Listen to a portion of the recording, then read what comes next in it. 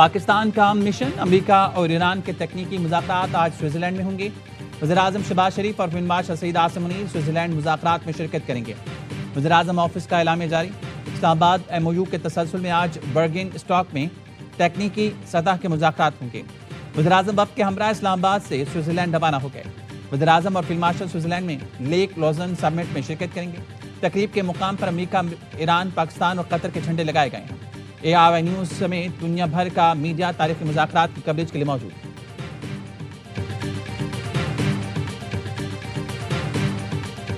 Looking forward to starting the technical talks with the Iranians, the Pakistanis, and the Qataris. Our understanding is that the Iranians just landed, the Qataris and Pakistanis, and some of our technical negotiators are still on the ground. So look, we'll have a couple days of talks. We're going to get this thing kicked off in the right way. There's a lot to discuss, but we're going to go through it all. امریکی نائب صدر JD Venice نے Switzerland کے لیے اڑان بھر لی۔ روانگی سے قبل واشنگٹن میں میڈیا سے گفتگو میں کہا سوئٹزرلینڈ میں 1 یا 2 دن قیام کریں گے۔ لبنان میں تنازع کی شدت کچھ کمی ہوئی ہے۔ اسرائیل کو لبنان پر حملہ کرنے سے روکنے کے لیے کام کریں گے۔ جوہری پروگرام لبنان کے معاملے پر پیش رفت کی امید ہے۔ امریکی نمائندہ خصوصی برائے مشرق وسطیٰ اسٹیو وٹکاف، صدر ٹرمپ کے داماد جیریڈ کوشنر پہلے ہی موجود ہیں۔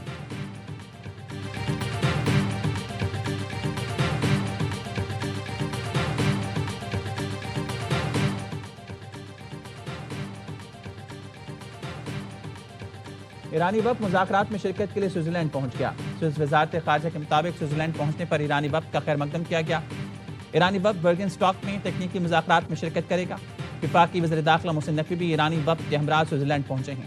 سوئٹزرلینڈ روانگی سے قبل محسن نقوی نے ایرانی صدر مسعود پزشکیان سے ملاقات کی۔ دونوں رہنماؤں کے درمیان امریکہ ایران معاہدے سے متعلق گفتگو۔ ایرانی میڈیا کے مطابق وفد کا نام شہید بچوں سے منسوب کر کے مناب 168 رکھا گیا۔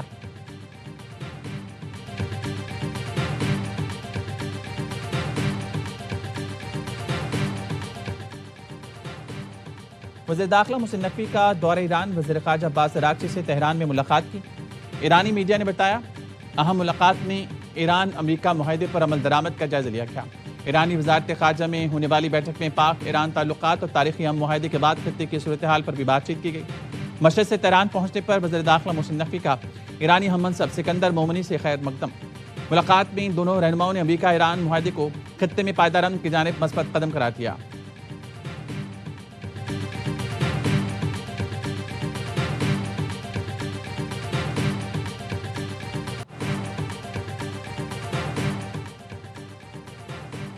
ایرانی فوج کا آبنۂ ہرمز پھر بند کرنے کا اعلان۔ پاسداران انقلاب کی بحریہ نے وارننگ دی کوئی بھی جہاز آبنۂ ہرمز کے قریب نہ آئے، ان کی سیکیورٹی کو خطرہ ہو سکتا ہے۔ فارس نیوز کے مطابق فیصلہ امریکہ کی جانب سے جنگ بندی معاہدے کی پہلی شق پر عمل نہ کرنے، اسرائیل کی طرف سے جنوبی لبنان میں مسلسل حملوں اور صہیونی فوج کے پیچھے نہ ہٹنے کے رد عمل میں کیا گیا۔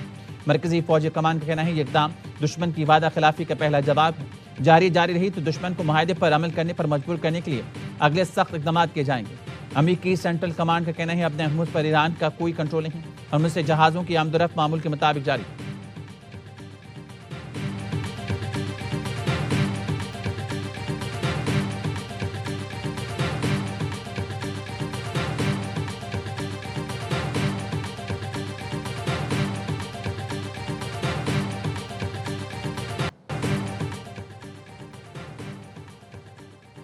آبنۂ ہرمز میں 60 دن تک کوئی ٹول ٹیکس نہیں ہوگا۔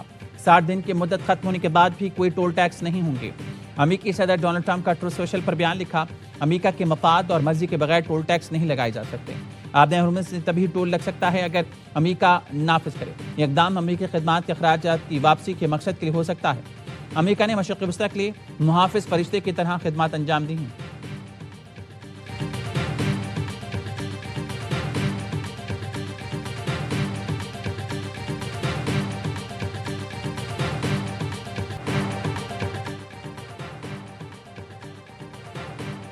معاہدے کے باوجود اسرائیلی فوج کے لبنان پر حملے، 24 گھنٹے کے دوران 83 افراد شہید، 150 کے قریب زخمی۔ اسرائیلی جنگی طیاروں اور ڈرون نے جنوب اور مشرقی لبنان میں رہائشی عمارتوں کو نشانہ بنایا۔ لبنانی وزیراعظم نے حملوں کی شدید مذمت کی۔ حزب اللہ نے کہا اسرائیلی کارروائیاں معاہدہ متاثر کرنے کی سازش ہے۔ حزب اللہ اسرائیلی جارحیت کے خلاف اپنے دفاع کا حق استعمال کر رہا ہے۔ اسرائیلی میڈیا کے مطابق اسرائیلی وزیراعظم نیتن یاہو نے لبنان میں جنگ بندی کا حکم دے دیا۔ جنگ بندی احکامات کے باوجود اسرائیلی فوج جنوبی لبنان کے مقبوضہ علاقوں سے پیچھے نہیں ہٹی۔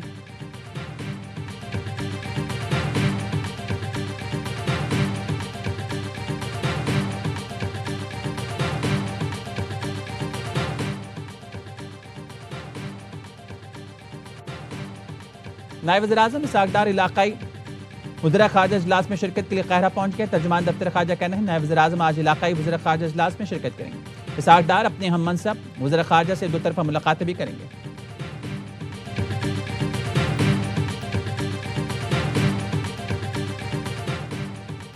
برطانوی وزیر اعظم کے سٹارمر کے پیر کو مستعفی ہونے کا امکان۔ برطانوی میڈیا کا کہنا ہے کہ سٹارمر نے کابینہ رکین مشیروں اور ساتھیوں سے مشاورت مکمل کر لی۔ بلدیاتی الیکشن میں لیبر پارٹی کی شکست کے بعد وزیر اعظم سٹارمر سے مستعفی ہونے کا مطالبہ کیا جا رہا تھا۔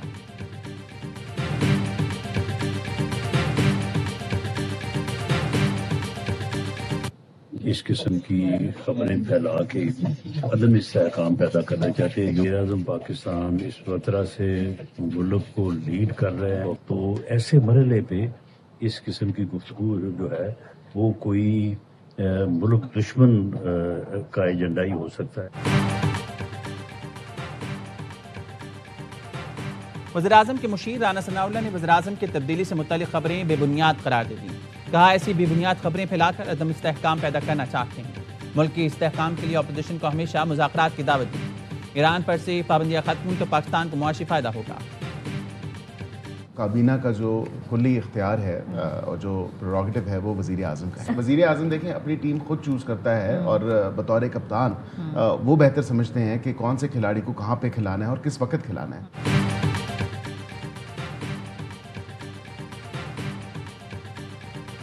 وزیر اعظم بطور کپتان اپنی ٹیم خود منتخب کرتے ہیں۔ کسی کو کہاں رکھنا ہے وفاقی کابینہ میں تبدیلی سے متعلق تصدیق یا تردید نہیں کر سکتا۔ وزیر اعظم نے حال ہی میں اپنی کابینہ کی جانچ پڑتال کی ہے۔ برسر اقلیل کے پروگرام سوالیہ میں گفتگو کہا وزیر اعظم نے متعدد بار اپوزیشن کو مذاکرات کی دعوت دی۔ اب دیکھنا یہ ہے کہ کیا آئندہ بھی حکومت اپوزیشن کی نشستیں ممکن ہے۔ پی ٹی آئی بات چیت کا آغاز کرے، اس میں شکایت دیکھی جائیں گی۔ مذاکرات کی خواہش نظر آ رہی ہے لیکن امکانات کا مسئلہ ہے۔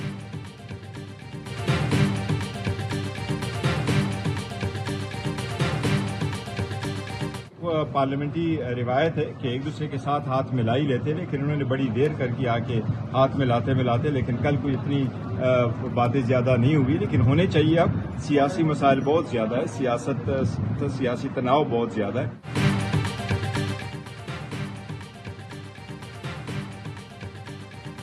وزیر اعظم نے ہاتھ ملانے میں بہت دیر کر دی۔ پارلیمنٹ کی روایت کے مطابق سیاسی لوگ ایک دوسرے سے ہاتھ ملاتے ہیں۔ Chairman P T I barrister Gohar کہتے ہیں حکومت کشمیر کی صورتحال سے نمٹنے کے لیے طاقت کا استعمال نہ کریں۔ سیاسی مسائل اور تناؤ بہت زیادہ ہو گیا ہے، اس کو ختم کرنا چاہتے ہیں۔ بیرسٹر گوہر کا کہنا تھا شہری مہنگائی کے چکے میں پس چکے ہیں، پیٹرول کی قیمتوں میں مزید کمی کی جائے۔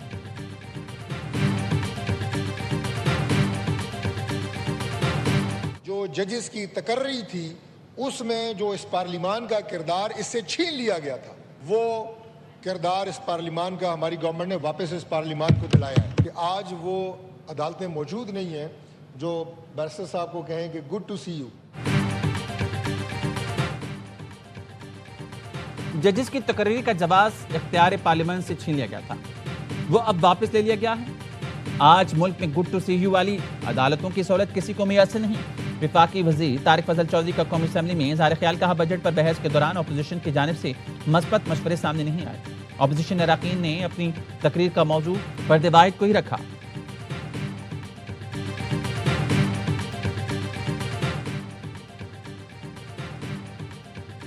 Chairman Peoples Party Bilawal Bhutto کا امجد ایڈوکیٹ کو گلگت بلتستان کا وزیر اعلیٰ بنانے کا فیصلہ۔ ذرائع کے مطابق بلاول بھٹو کا امجد ایڈوکیٹ سے ٹیلی فونک رابطہ ہوا۔ امجد ایڈوکیٹ کو حکومت سازی سے متعلق ہدایات دی۔ مسلم لیگ نون کا قائد ایوان کے لیے پیپلز پارٹی کو ووٹ دینے کا اعلان۔ صدر نون لیگ حافظ حفیظ الرحمان کہتے ہیں نون لیگ اسپیکر کے لیے پیپلز پارٹی کو ووٹ دے گی۔ ڈپٹی اسپیکر اور گورنر وفاقی فارمولے پر مسلم لیگ نون سے ہوگا۔ امجد ایڈوکیٹ کہتے ہیں قائد ایوان کے لیے ووٹ دینے کے اعلان پر نون لیگ کے مشغول ہیں۔ آئی پی پی سے اتحاد پر فیصلہ چیئرمین بلاول بھٹو کریں گے۔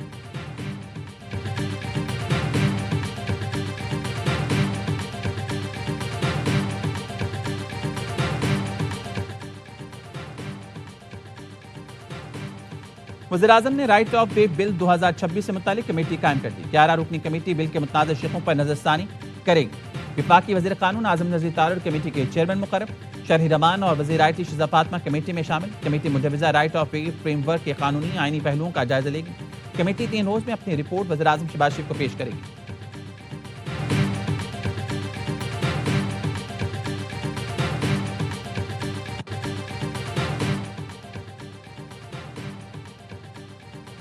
نو مئی کو مغل پورہ میں پولیس کی گاڑیاں جلانے کے کیس میں ڈاکٹر یاسمین راشد، عمر سرفراز چیمہ، اعجاز چودھری اور محمود رشید کو 10 سال قید سنا دی گئی. انسداد دہشت گردی لاہور کی عدالت نے شاہ محمود قریشی سمیت 12 ملزمان کو بری کیا. 8 کو سزائیں سنائیں. عدالت 9 مئی کے 8 مقدمات کا فیصلہ سنا چکی ہے. شاہ محمود قریشی 6 کیسز میں بری ہو چکے ہیں.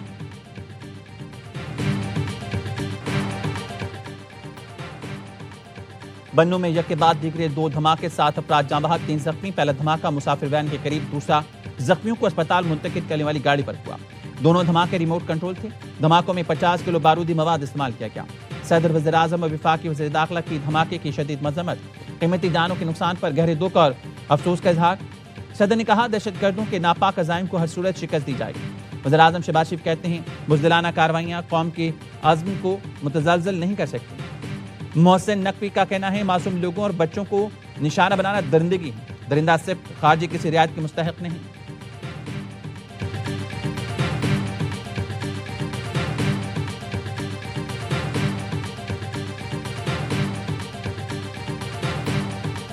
اب وقت آ گیا ہے کہ ہم بغیر کسی لیبلٹی کے ایک بڑا اتحاد کے ساتھ جو ہے پاکستان جو ہے وہ دہشت گردی کے خلاف جو ہے ایک فیصلہ خود جنگ جو ہے وہ لڑے.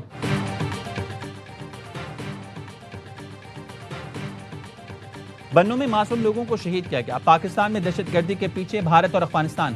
دہشت گردی کے خلاف فیصلہ کن جنگ لڑنے کا وقت آ گیا ہے تاکہ ان کو شکست دی جا سکے. وزیر دفاع خواجہ آصف کہتے ہیں شکست کے بعد افغانستان بھی پاکستان میں دہشت گردی کو فروغ دے رہا ہے. بھارت کے آزاد کشمیر میں امن تباہ کرنے کی کوشش ناکام ہو گئی. پاکستان کے خلاف جس گروپ کے تانے بانے بھی بھارت سے ملے ان کے خلاف فیصلہ کن جنگ لڑی جائی ہے. اب اس فوج کے خلاف اگر کوئی آدمی یہ کہتا ہے کہ اس فوج میں بغاوت کریں، ناقابل معافی جرم ہے. جن نوجوانوں نے یہ تقاریر کی ہے ان کو جتنی مرتبہ تقاریر کی ہے اتنی مرتبہ سر عام پھانسی دی جائے. ان کے ساتھ کوئی رعایت نہیں کی جائے.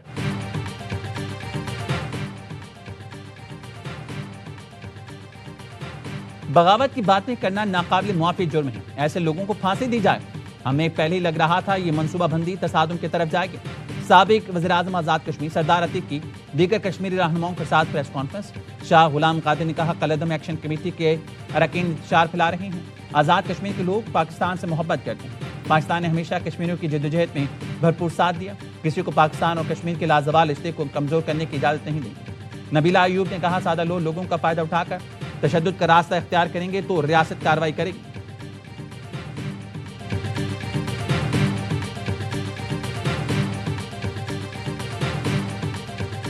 ہماری حکومت اور اس بجٹ کا بنیادی ہدف ایکسپورٹ لیڈ گروتھ ہے کہ حکومت نے زراعت اور کسانوں کے لیے خاطر خواہ ریلیف اور ترقیاتی پیکیجز کا اعلان کیا ہے.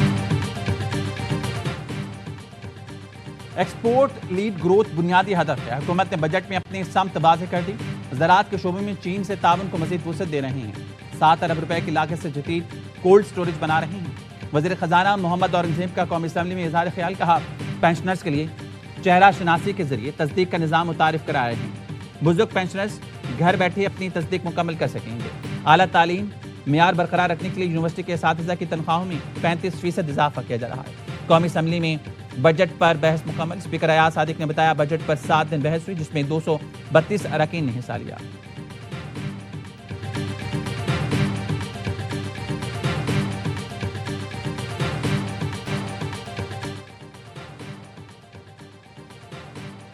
ڈرگ ڈیلر انمول اور پنکی کے 2 مقدمات کی سٹی کورٹ میں سماعت. گارڈن پولیس نے حتمی چلان کے لیے مہلت مانگ لی. عدالت نے استدعا منظور کرتے ہوئے عاشورہ کے بعد حتمی چلان پیش کرنے کی ہدایت کر دی. پولیس نے انمول اور پنکی کے فلیٹ سے منشیات اور اسلحہ برآمد کیا تھا. تفتیشی افسر نے مقدمات کا پوری چلان گزشتہ ہفتے جمع کرایا تھا. مقدمے میں انمول پنکی کے 4 سہولتکار بھی گرفتار.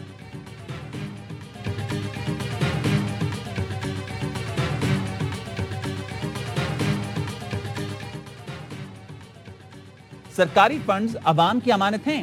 پائی پائی کی حفاظت اور بچت فرض ہے. وزیر اعلیٰ مریم نواز کہتی ہیں پنجاب ڈیولپمنٹ پروگرام میں ای ٹینڈرنگ کے ذریعے 80 ارب روپے کی مجموعی بچت ہوئی. گلی محلے اور سڑکیں کھدائی کر کے چھوڑنے سے عوام کو شدید مشکلات کا سامنا ہوتا ہے. صوبے کے تمام سیوریج اور ڈرینیج پروجیکٹ 30 جون تک مکمل کرنے کی ہدایت.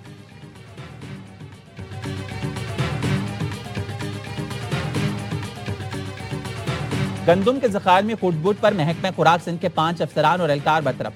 2 ارب 65 کروڑ روپے کی ریکوری کی ہدایت. وزیر خوراک سندھ نے برطرف افسران کے کیسز اینٹی کرپشن کو بھجوا دی. فوڈ سپروائزر دیدار حسین مکسی سے 1 ارب 19 کروڑ. فوڈ انسپیکٹر بلخ شیر سے 78 کروڑ. فوڈ انسپیکٹر محمد علی مکسی سے 20 کروڑ 83 لاکھ روپے. فوڈ سپروائزر حبیب اللہ ابڑو سے 8 کروڑ 79 لاکھ روپے ریکور کرنے کا حکم.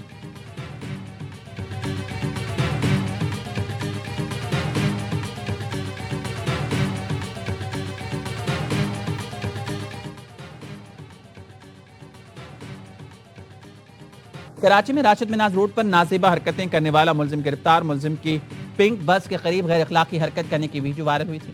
بس میں سوار خواتین نے اعلیٰ حکام سے واقعے کا نوٹس لینے اور ملزم کی گرفتاری کا مطالبہ کیا.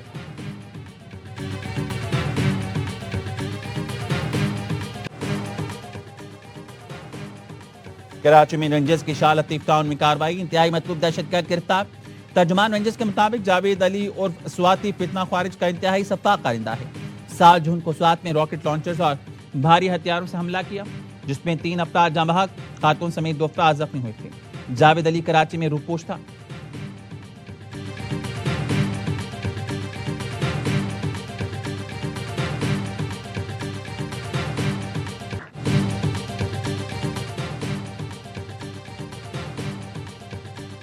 ایشین ڈبلز اسکواش چیمپئن شپ میں پاکستانی جوڑی نے فائنل کے لیے کوالیفائی کر لیا. ٹاپ اور مقابلے میں نور زمان اور ناصر اقبال نے میزبان ملیشیا جوڑی کو اسٹریٹ سیٹس میں 2-0 سے شکست دی. ایونٹ کے حتمی مارکے میں پاکستان کا مقابلہ آج روایتی بھارت ہوگا.